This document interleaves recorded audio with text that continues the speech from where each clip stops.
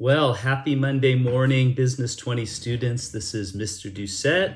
I hope you had a fantastic weekend and that you're all doing great. Of course, this is week 6 of our 8-week class, and we only have 2 more weeks after this. And we're going to be shifting gears quite a bit this week as far as content. For the last 3 weeks, we've been looking at calculating interest in various different ways, but this week we are going to be, as I mentioned, shifting gears, and we're looking at a brand new and unique topic, and that is that of inventory and depreciation. And this really kind of ties into next week. We'll be looking at financial statements, and both of these items are very critical to getting accurate financial information about your business and being able to know what your value of your inventory is, as well as being able to properly depreciate any assets or equipment that you own, because none of it retains its full value, so you have to depreciate it.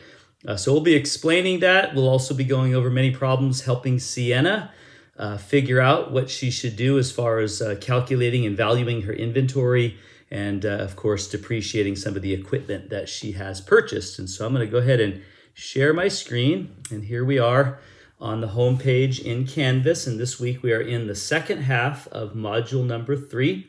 So I'm going to select that, and of course that's going to bring me to what we covered last week, which was annuities and mortgages, both looking at how much interest is earned on an annuity and how much interest you're going to pay on a mortgage.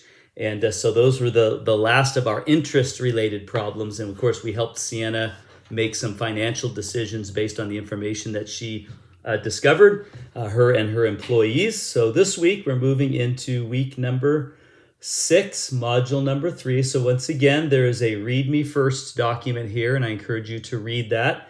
It's going to explain a little bit about what inventory is, as well as depreciation. And so we'll be looking at 3 different types of inventory and 3 different types of depreciation. And so make sure you do the README file. In fact, you have to read it and mark it done. And then there's a Help Sienna as well. So you're going to be looking at everything in the context of Sienna's business, Sienna Health and Fitness, LLC. And so you're going to be helping her solve problems. So it'll be presented here, how you can help Sienna. I am going to be holding a Zoom session this Wednesday. I've been holding them on Tuesday, and we've gotten about maybe a half a dozen students to come. I have been recording those and making those available to you in the study page for each week, for each topic. So this week we're going to do it on Wednesday, try a little bit different time. It's going to be at 4 p.m. on Wednesday. So please join me for that as we will go over the various problems in this chapter. I'm not going to be doing the check-in assignment. I'll just be going over how to solve certain inventory problems and how to solve depreciation problems in light of Sienna's business. So then we have the study pages for each chapter, and as you know, in the study pages there is sections to review. I haven't added it yet, but it'll be there. I'm going to also list the PowerPoint slides for each section, but here's the sections of the textbook that you should work through. There's some PowerPoint there, and I'll give you the exact slides to reference in the PowerPoint so that it's not too intimidating. And then there's going to be some YouTube videos here as well. I still need to find a few more on inventory, but by the time you watch this video, there will be some very helpful videos on inventory. And so that's study page 16 for chapter 16, and then chapter 17. I do have videos in there already, so there'll be, again, the 4 different types of calculating depreciation, and I'll be explaining that in those videos. And then, of course, there's PowerPoint, and then down here are some YouTube videos on the subject of depreciation if you need it. Now, the PowerPoint and the YouTube are really if you're not quite getting it as you work through the textbook, but like I mentioned in the very beginning of this course, the best way to grasp the concepts is simply open your book, work through a couple of the example problems they give. I'll be doing that on the video that will be posted once we do the Zoom session, and I'll just be going through the book, working through it as if you were doing it, and you can work along with me, and you will grasp, I guarantee, 90 to 95% of the concepts by doing it that way, and understanding the context in which they are given in when it comes to business and when it comes to Sienna and her business. And so you have a study page for each chapter this week, and you're going to need to also mark those as done. So you're going to go through, utilize those, and then when you're done, you need to mark them as done. In order for you to be able to get into the coursework below, you have to mark all of these things done. So you have to do the README first, read the Help Sienna, work through the study pages, mark them both as done. And then this video will also be something that if you've not watched when I emailed it to you, it'll also be available here at the top, just like I did last week. I had it here and I made that something that you need to view.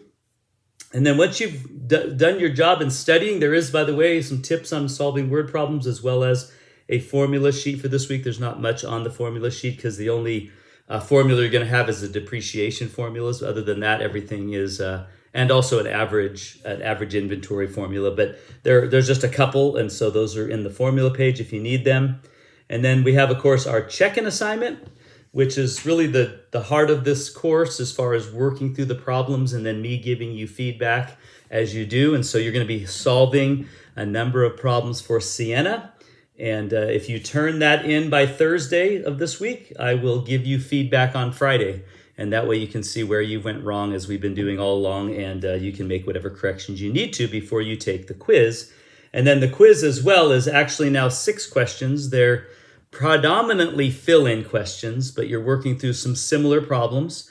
And I will also grade those ideally within 24 hours of you doing it. I can't guarantee it'll always be that way, but every day I'm in there and every day I'm looking at the quizzes and every day I'm grading them. And so I will be grading those, but those give you a chance to work through some problems, and then I give you feedback and you can work through them again, etc. If you get any of them wrong, I'll tell you where you went wrong.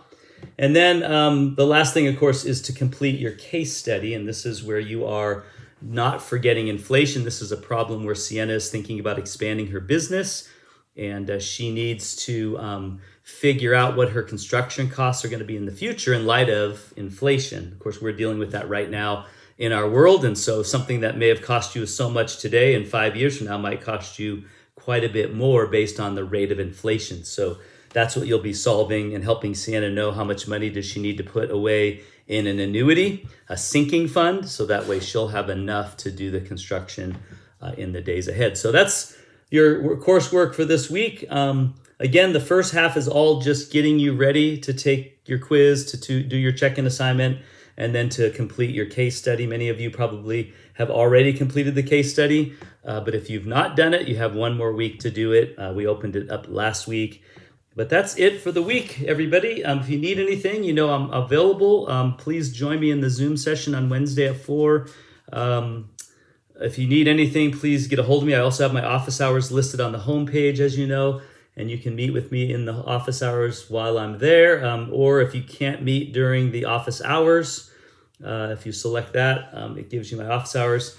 Then just reach out to me and we'll set up another time where I can help you work through some of these problems if you're having any struggles. So have a great week, everybody, and we look forward to